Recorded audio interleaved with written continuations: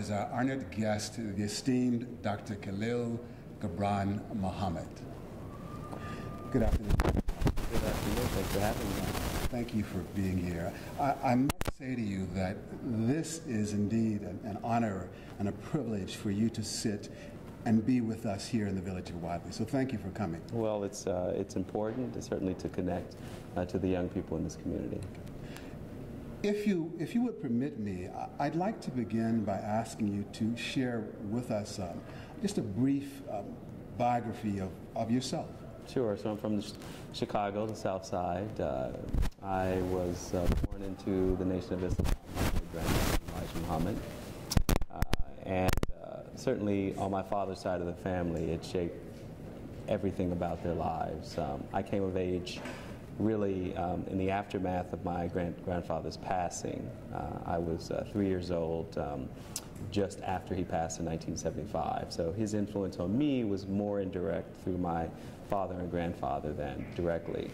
But I was a child of public education. Attended Kenwood Academy in Hyde Park, home of the current sitting president of the United States, although it had nothing to do with Kenwood or my background. I worked at a small business, a computer store, for about 5 years, starting at the age of 12. Was a salesperson, a bookkeeper, went on to go to the University of Pennsylvania to study economics, planned on being a business person. I was turned on by African American studies in college, and although I didn't change major, I majored in economics. Decided that I had a passion for history and black culture, and shortly after college decided to shift gears from a career in public accounting, where I worked for 2 years, to attend Rutgers University for graduate school. Got a PhD in American history.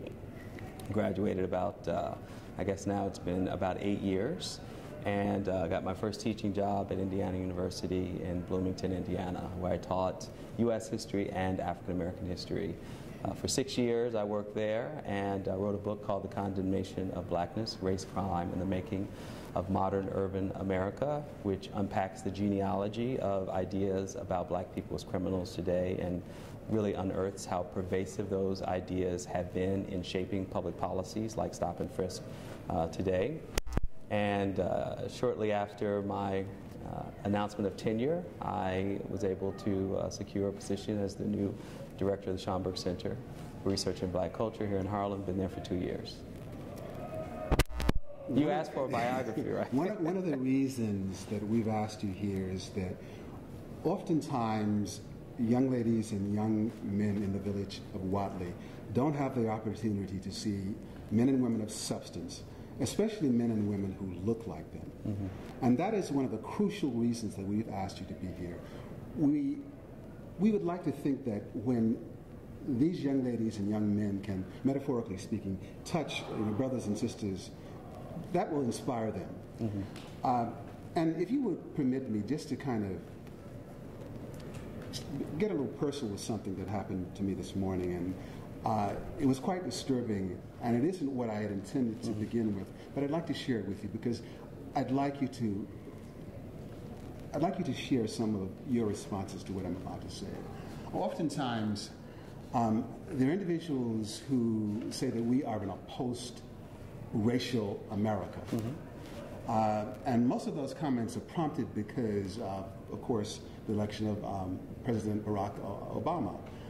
However, when I think of the history of this country, for example, in the 1860s, as you know better than I, when black codes existed, sure. When you had the Ku Klux Klan and the White League literally assaulting black people who were newly franchised, and they were trying to become proactive in the political arena. Mm-hmm. You know, we were killed, maimed, and that consciousness, as I see it, is still reflected today. Mm-hmm. When I think of people like Donald Trump and what he tried to say with the whole birthing movement, mm-hmm. trying to say that Barack Obama was perhaps an African chief or a Muslim or maybe Indonesian. Mm-hmm. Or when a congressman has the audacity to stand up when the president is giving a speech and say, "You lie." Mm-hmm. So that that mindset, that kind of consciousness, that Eurocentric consciousness, which I think in many ways cannot embrace the fact that a black man or a black person might be in charge or might have some say over their lives. They're not able to accept that. Mm-hmm. So when people say to me, this is a post-racial America, those kinds of thoughts come into my mind. But there's even an incident that happened this morning, and I ask you to indulge me for a minute. And I'm a little bit disheveled because literally today, I was sitting in the library, and a young woman came into the library and proceeded to tell me how she had been assaulted in her home by a group of policemen. She was grabbed by her hair and pulled down five flights of stairs and thrown out the door in the face of a number of witnesses. Mm-hmm. And she was in tears. And it so angered me. I could, in fact, as I relate the story to you now, it's even difficult for me to speak. And I must say, it's even difficult for me to have this conversation because I'm roiling with anger simply because being a person of the South and having witnessed much of that, it really angers me to no end to know that those kinds of things chronically happen in our communities. I dare say that if she had been a white person, this would not have happened to her, and especially a woman. Mm-hmm. So my question is, as verbose as that was, my question is, in hearing those kinds of incidents, mm-hmm. Do you conclude that, or is it accurate to conclude that we are far from being a post-racial country? Yes, absolutely. Race, whether or not we even achieve something akin to equal opportunity, which has been the mantra of the post-civil rights era, everything that came after 1964 and 1965, doesn't deny the saliency of race in America. In other words, how it shapes and orders people's thinking, it shapes and orders public policy, it shapes and orders opportunity. So as long as people think through a racial lens, as long as people identify individuals' character, their deservingness, their desirability, their respectability on the basis of the color of their skin or the perception of their racial identity, race is clearly a part of it. Now, the obvious measures of race in America, of course, are wealth inequality, poverty, health mortality, criminal justice disparity, so on and so forth. Those are the familiar litany of statistics we use to determine that black people are not doing as well as their white counterparts in American society. But what's pernicious about this particular moment of post-racial mythology is that all of those indices, all of those statistics of difference between blacks and whites are generally understood by most certainly most white Americans, but I would argue an important constituent of black folks I would call the silent black majority, who essentially say that those statistics are an index of the poor cultural habits and traditions of black people.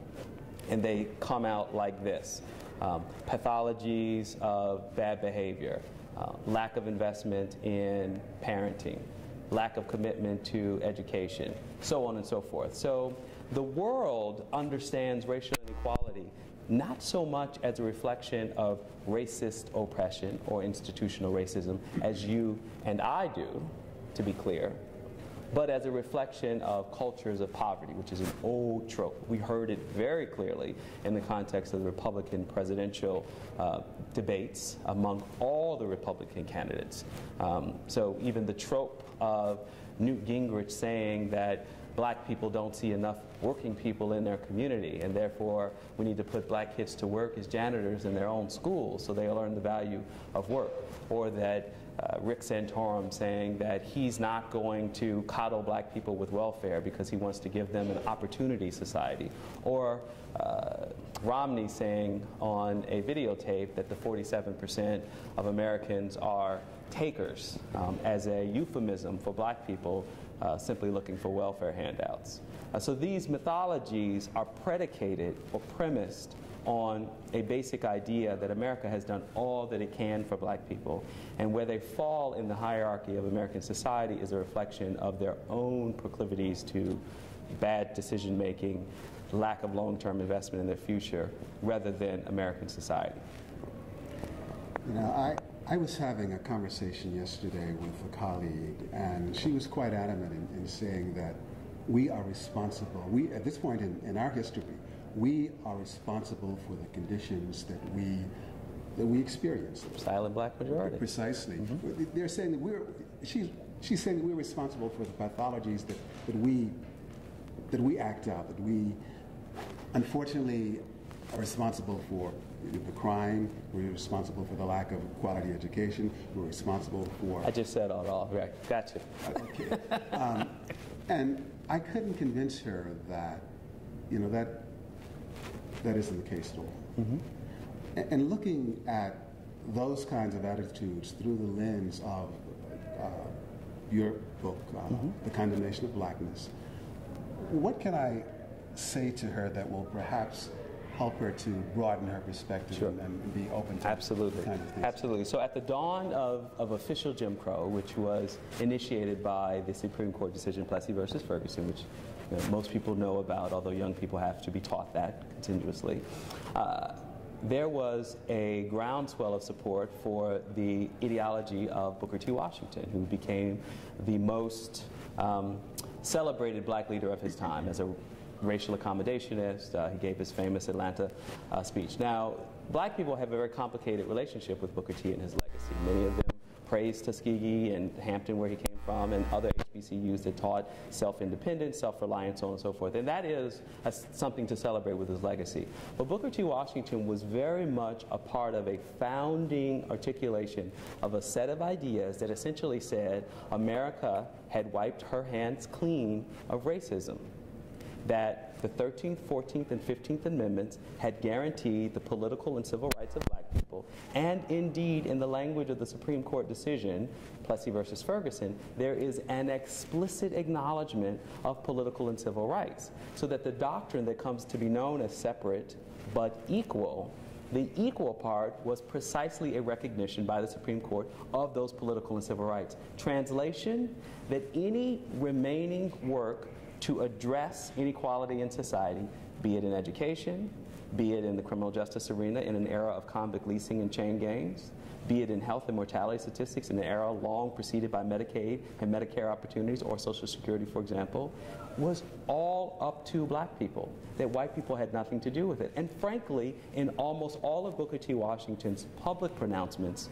he encouraged that kind of mythology. Indeed, Theodore Roosevelt visited Hampton and Tuskegee in back-to-back years, in 1905 and 1906.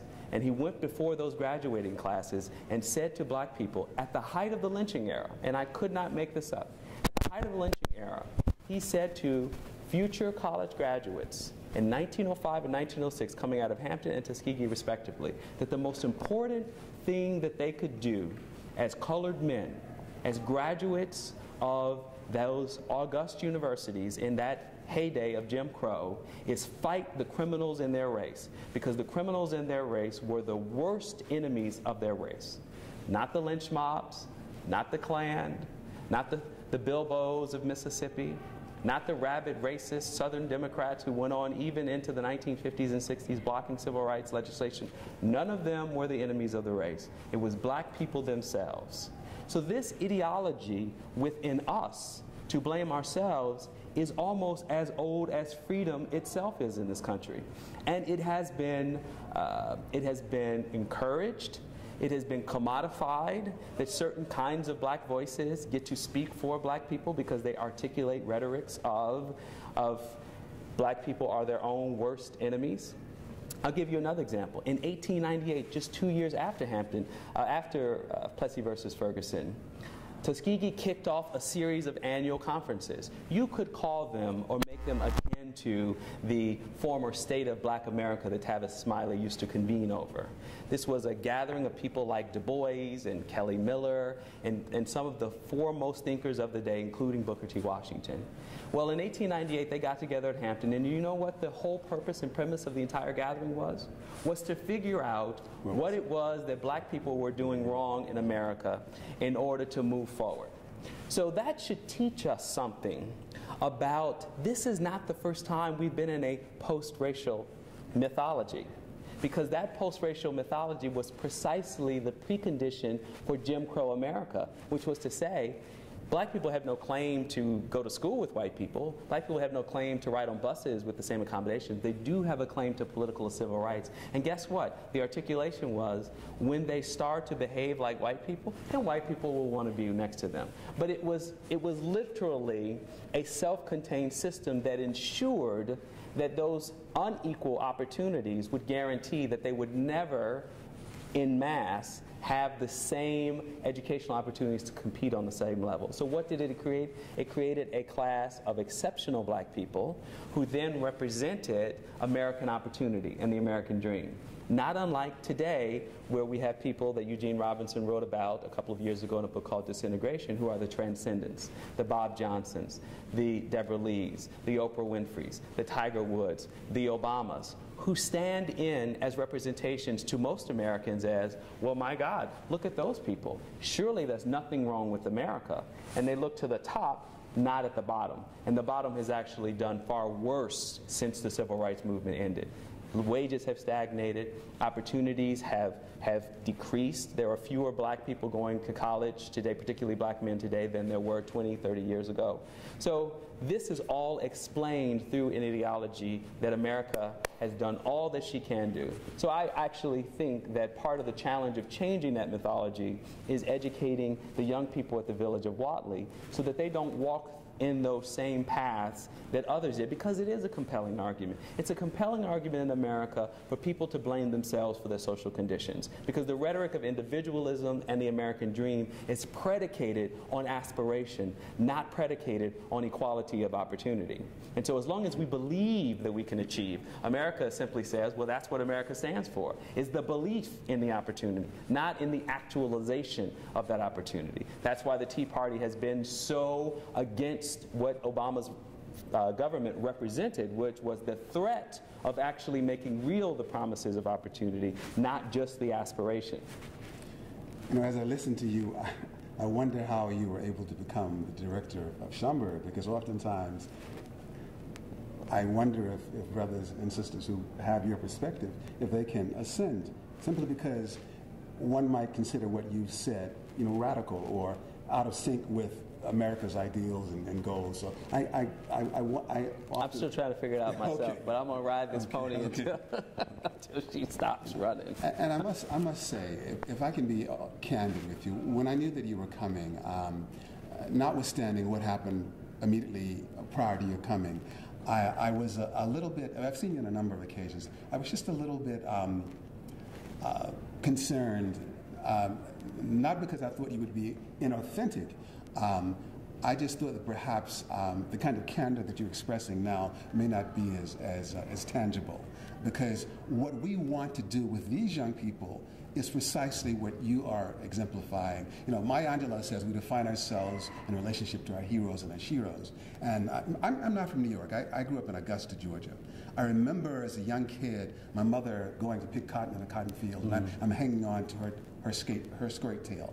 I remember my father, who was physically a very imposing man, working in a place called Feed Right Milling Company, unloading 200-pound sacks of grain on his back. And white people who were virtually children had the license to call him a boy, or my mother a gal. And at a very young age, I saw that, and it upset me greatly. And it consequently has informed everything that, you know, I hope to be. I mean, I look at that legacy, the legacy that allowed me, of their struggle, that allowed me to sit here and have this conversation with you. And as I think of that legacy, I think of the legacy of the Honorable Elijah Muhammad. I remember how proud I was as a young man to see these brothers in bow ties, standing straight, respecting their women, walking down the street. And even though I wasn't a Muslim, but another Georgian, by the way. Precisely, Mr. Poole, yes sir, Elijah Poole. So I was just, I've always been just amazed and struck and appreciative of the fact that fast forward, you're here. So my question is, how has the legacy of your grandfather, and I know you alluded to it earlier, how has the legacy of your grandfather shaped you and made you the kind of person that you are? Great-grandfather. Great-grandfather, right, exactly. Yeah, I mean, I like to say, I use the metaphor of the preacher's kid. So I grew up inside the church of the nation, because the nation is an American variation of Islam. My great-grandfather had grown up a Baptist before he became a founding member of the Nation of Islam. And as a kid of a preacher's kid, in other words, I'm the great-grandson, I'm 4 generations, I didn't have the kind of exposure that the Muslims on Savior's Day had, or who went to mosque every Sunday. I didn't grow up in the same way that my father did at the University of Islam, learning Arabic from his uncle Wallace Muhammad, or Imam Warathdin Muhammad, who passed just a couple of years ago. What I mean by that then is the nation that I grew up in was a nation of uncles and aunts, of cousins, of regular people who were not performing for people. They weren't upholding. They were inside. They were in their house shoes. They were yelling at each other. I was locked in the closet by my aunties. But what that taught me was that the family that I grew into loved me deeply and gave me the confidence to care about me and myself and my people. And I can't say there was a particular moment where the light bulb went off and said, I'm Elijah Muhammad's great-grandson, but I can tell you that I was surrounded by proud black people. I was surrounded by people who spoke up for inequality in the world that we live in, and people who were not ashamed to look people in the eye and to challenge the mythologies about race in this country.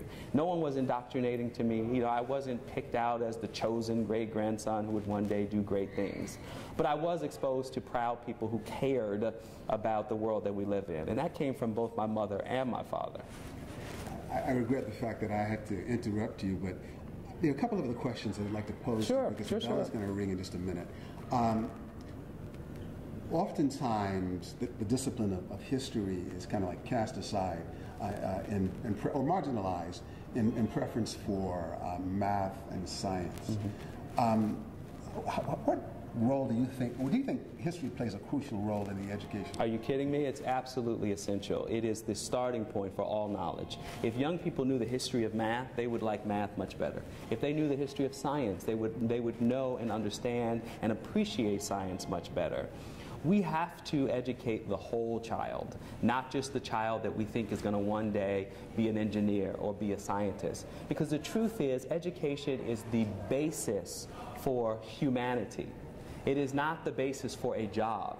The first principle of our lives should be to be human beings, to see other people's humanity. And if we don't teach them a history that connects them to the long currents of legacies of past people who have faced the world in many of the same ways and terms that we do. We like to think that our internet age and our Facebook and our technology is at root something fundamentally different. No, these are forms of communication because human beings are social beings, and they wrestle with the same existential questions about why am I here? What is life about?